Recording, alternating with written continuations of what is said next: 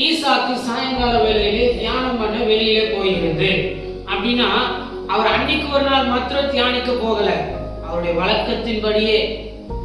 அதுக்கு அடுத்தடுத்து அப்படியே நீங்க பார்த்தீங்கன்னா எழுதப்பட்டிருக்கோம், கண்களை ஏறெடுத்து பார்க்கிறாரா, ரெபேக்கால் வந்து நிற்கிறாங்க. கிட்ட இல்ல, தூரத்துல. அவர் ஏறெடுத்து பார்க்கிறார், இது யாரு, இது யாரு? சில நேரம் ஆண்டவர் நமக்கு கொடுக்கிற ஆசீர்வாதங்களும் ஆசீர்வாதத்தின் வழிகளும் வார்த்தையும் அப்படிதான் இருக்கும். கண்களை ஏறெடுத்து பாருங்க.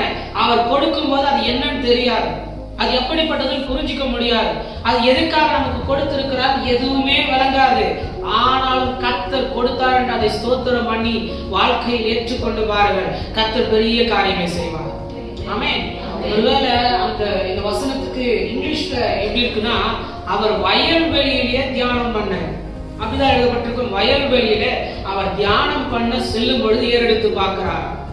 அப்படின்னா இப்ப எங்க அந்த வயல்வெளி ஒப்பிடுவோம்னா, இதுதான் உங்களுக்கு நல்ல வயல்வெளி. ஆமென். சபைதான் உங்களுக்கு நல்ல வயல்வெளி. ஒருவேளை இந்த 21 நாள் எதுக்கு பிறகு எங்களை கட்டாயப்படுத்துறீங்க? இந்த வயல்வெளியில வந்து கண்களை பரலோகத்துக்கு நேராக வச்சு பாருங்க. 2025 காலடி எடுத்து வைக்கிறதுக்குள்ளாக கண்ணை அங்க ஏறெடுத்து பார்க்கறதுக்கு முன்னாடி இங்க கர்த்தர் எனக்காக ஒரு நன்மையை கொண்டு வந்து வச்சிருவார்.